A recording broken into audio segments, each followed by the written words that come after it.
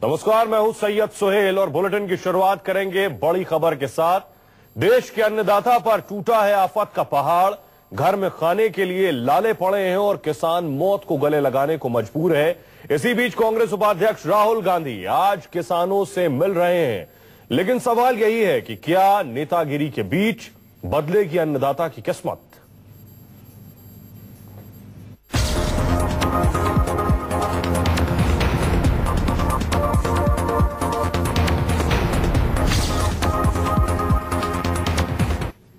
तो 56 दिन की छुट्टियों से लौटने के बाद कांग्रेस उपाध्यक्ष राहुल गांधी किसानों के प्रतिनिधिमंडल से मुलाकात करेंगे।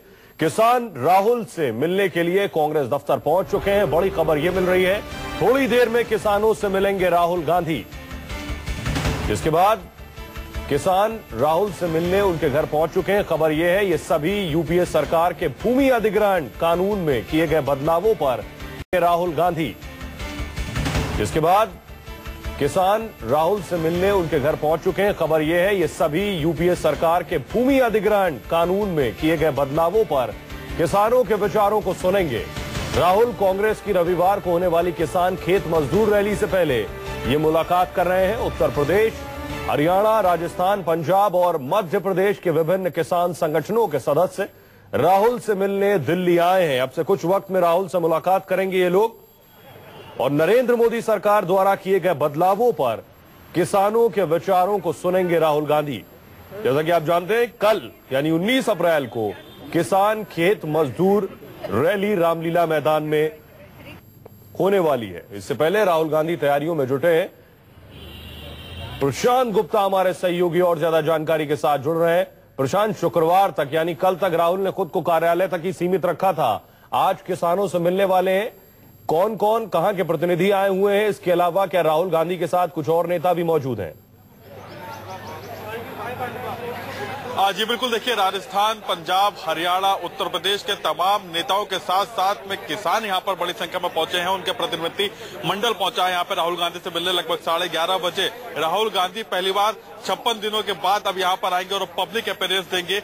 कई नेता भी हमारे पास, कांग्रेस के नेता भी हैं, किसान भी है। आप कहां से आए हैं और क्या आज अपनी समस्याएं रखेंगे राहुल गांधी साहब? हरियाणा से आए हैं और एक तो भूमि अधिग्रहण का जो मामला है उसको रखेंगे और हम उनसे पूरी उम्मीद इसलिए करते हैं कि 2013 का जो कानून बनाया था, जो 1894 का अंग्रेजों का कानून खत्म करके उसमें सारी पार्टियों की सहमति थी, उसमें पहल राहुल गांधी ने की थी। दूसरी बात, कांग्रेस पार्टी ने लोकसभा में क्योंकि बहुमत नहीं था वहां, तो ये भूमि अधिग्रहण का बिल पास हो गया, वो पास हो गया। लेकिन अब आप लोग इस बात से आए हैं कि उस जो अधिग्रहण में संशोधन किया जा रहा है उसके खिलाफ कांग्रेस एक पूरी लामबंदी दिखाया और राहुल गांधी के नेतृत्व में चीज आगे बढ़े।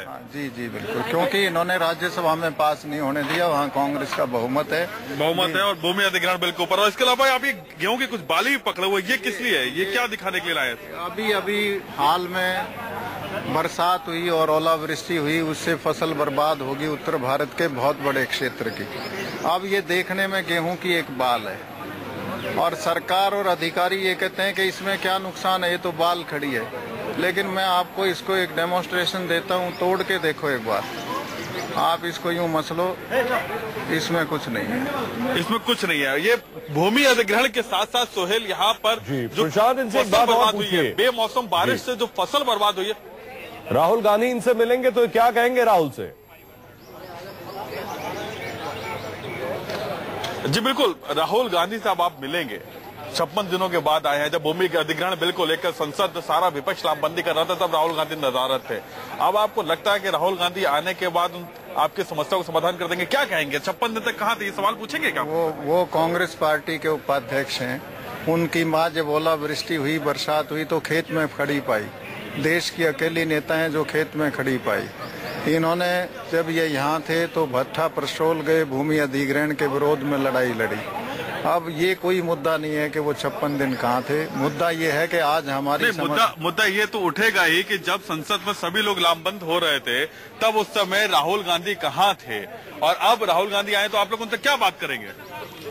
नहीं, वो तो पार्टी के अध्यक्ष हैं, उनका तो वो अपना मुद्दा है। इसमें तो हम तो अपनी फसल के लिए आए हैं कि भाई हमारी फसल जो बर्बाद हुई है इसमें अभी तक भी गिरदावरी नहीं हुई है, अभी तक भी कोई भी अधिकारी गांव में नहीं पहुंचा है, तो हम अपने उस मुद्दे उसको लेकर आएंगे भी हमारी फसल का अपने मुद्दों को लेकर मिलेंगे, राहुल गांधी शिकायत करेंगे इस उम्मीद के साथ में, जिससे आप लोगों को प्रशांत हमारे साथ बने रहिए, आपके पास आएंगे, इन लोगों से कुछ और सवाल लेंगे। प्रशांत आपके पास दोबारा आएंगे, उससे पहले दर्शकों को बता दें फिलहाल हालात क्या है।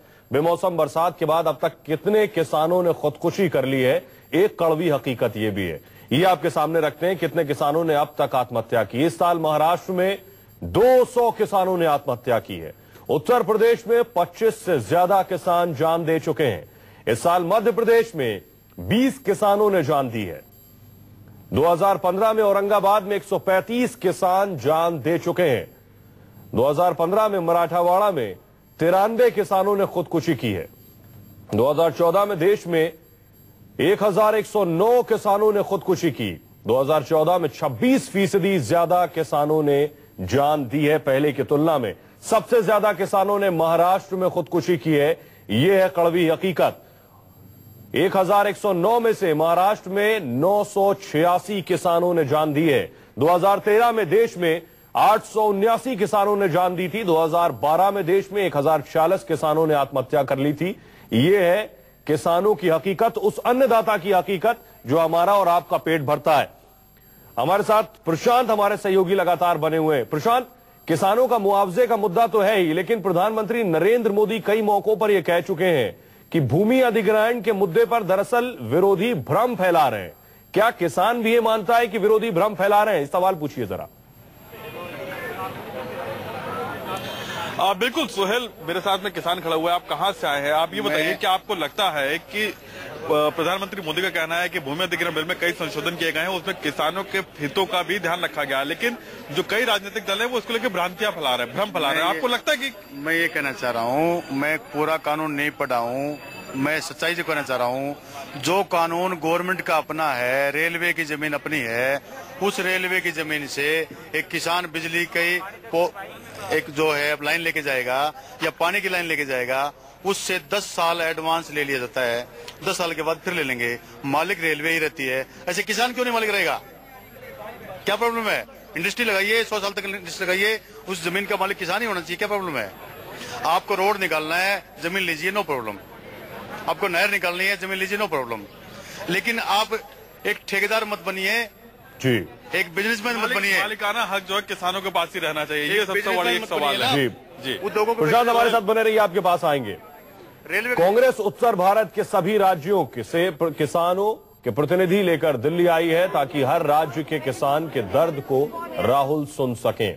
क्या कुछ रिएक्शन है कांग्रेस का, आइए वो सुनते हैं।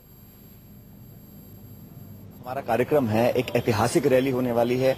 लाखों की संख्या में देश भर से किसान एकत्रित होंगे दिल्ली के अंदर, और राहुल गांधी जी और सोनिया गांधी जी के नेतृत्व में हम इस भाजपा की सरकार को एक्सपोज करना चाहते हैं, जिस प्रकार से धोखाधड़ी हमारे